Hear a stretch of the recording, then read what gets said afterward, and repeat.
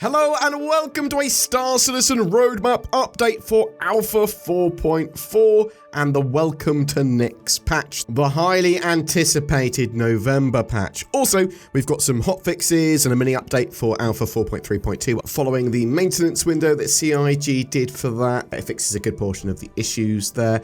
Moreover, engineering gameplay is about to hit the tech preview build, at least for EVOCATI. They are currently putting together a new tech preview build for a short EVOCATI playtest later this week, today or tomorrow is likely, which is almost certainly going to be some level of engineering gameplay. We'll see what we're allowed to talk about after that test has gone through, and if it's going to be expanding out to wider waves, or if it's going back to the drawing board. I say back to the drawing board, back to the devs for some more updates before coming back to the tech preview or to another build. Hopefully engineering will be in some form of more playable state and more people will have seen it by the end of the year. We do know that CIG want to test crafting out by the end of the year and stuff like that as well. Alpha 4.3.2 updates. CIG had a maintenance window. They had some downtime for the live servers, and then they applied some server fixes, some hot fixes, but they also re-enabled all the Wicklow stuff. They now are able to have players selling commodities at TDD locations again. You should be able to pick up mission critical items and data pads, and Wicklow mission turn-ins should all now be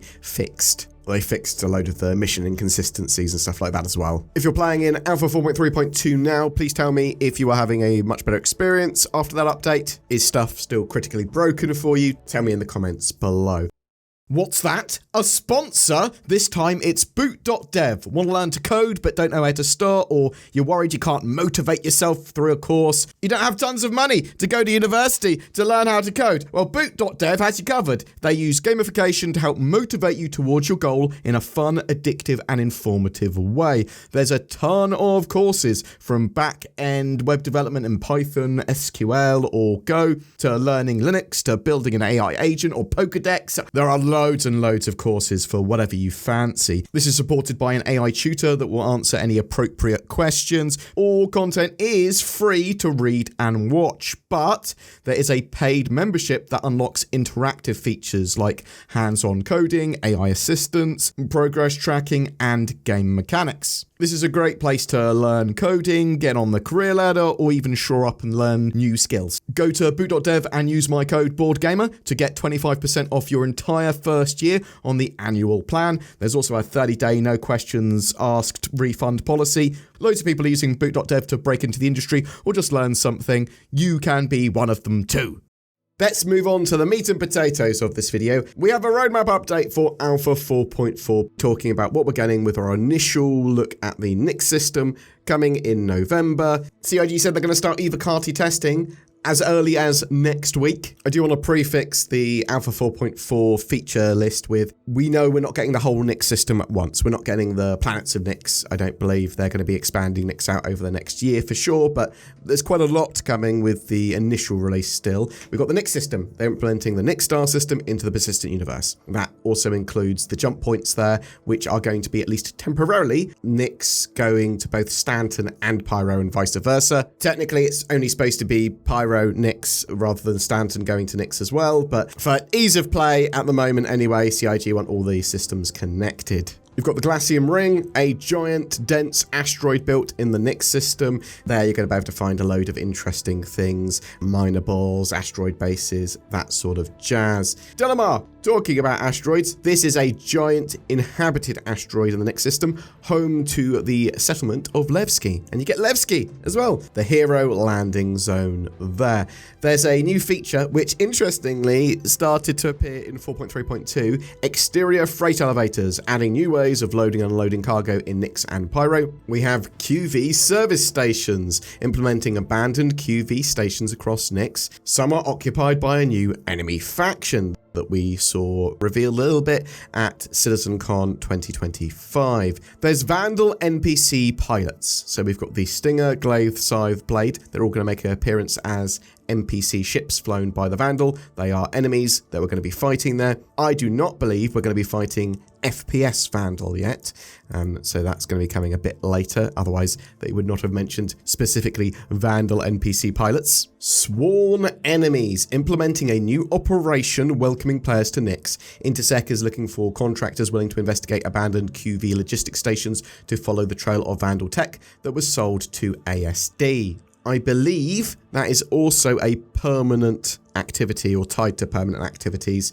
so it's not going to be a limited time thing. I was having a think about this the other day. I was talking about not being pro sort of limited time event. What I am pro is story event. So it can be a limited, you can only do it once kind of event, but as long as it's permanently part of the story, because they're going to be doing a main story sort of arc for Star Citizen in general to get players in the game. Some of that stuff might only be able to be played once per character, but you'll have the same sort of mission, the Sworn Enemies thing, replayable by the same character, but it will be a little different. You've got the Nyx missions pack 1, so they are planning to have lots and lots and lots of missions in the future, but getting the first set of Nyx missions using existing archetypes with a fresh new narrative spin against new enemies, so fighting the Vanduul and these new factions. Interstellar hauling missions, implementing hauling missions that start in one system and finish in another. Obviously that expands out the economy, that has much better cargo opportunities. There'll be a much more interesting level of risk versus reward based on what systems and where you want to haul. New Wicklow ship offerings. 4.4 adds multiple new vehicles and equipment to the ever-expanding Wicklow's Emporium. You've got the RSI Meteor and the Guardian MX here with upgraded components, but there's also going to almost certainly be a load of interesting bits and bobs. They're also adding the shotgun pistol to the game. It's called the Triple Down. It's bolt action. It's a mag drum, triple barreled with a buckshot. Cool pistol, cool sidearm there. You've got the Boom Tube missile launcher, which is the 3 rockets strapped together rocket launcher that we saw at CitizenCon. Releases that as a single deadly payload. It's going to be pretty high DPS. This weapon has high spread and an arming distance leaning into its chaotic, unpredictable nature. If you see players using these, be scared. Well, you probably should be scared as the player using it as well.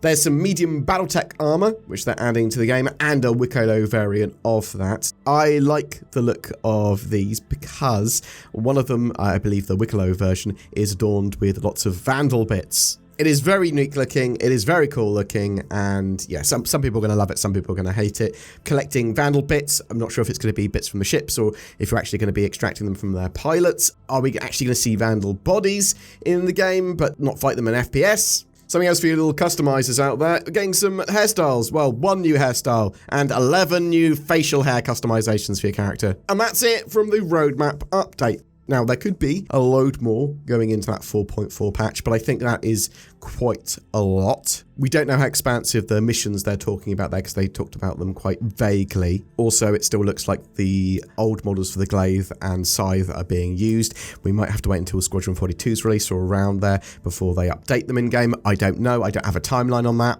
But I'm really interested to know, are you excited for Alpha 4.4? Tell me in the comments down below.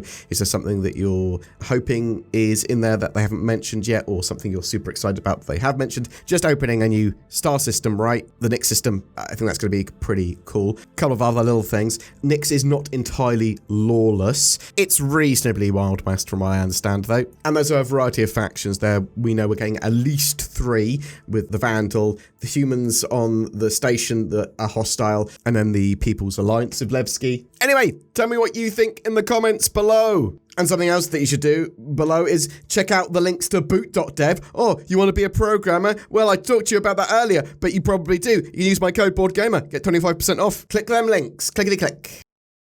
Every month we have a ship giveaway, and for October, because of CitizenCon and it's a big month of celebration, we are giving away 5 different ships to 5 different winners. They all come with a game package and lifetime insurance. We're giving away a C8X Pisces, the Arrow Light Fighter, the 100i luxury starting ship, the Sulen, a very cool, weird alien starting ship, and the Nomad from Consolidated Outland. All you need to do to be in for a chance of winning one of those ships is comment on any of my videos made during October. Any of those are great to start the game with, or just as another ship in your fleet, or even as a lifetime insurance token to upgrade to something else. A big thank you as well to CIG for providing some of those ships for that giveaway. If you would like to further support the channel, consider becoming a Patreon or using the join button under my videos. That will get you some occasional exclusive content, and it really does help us out loads.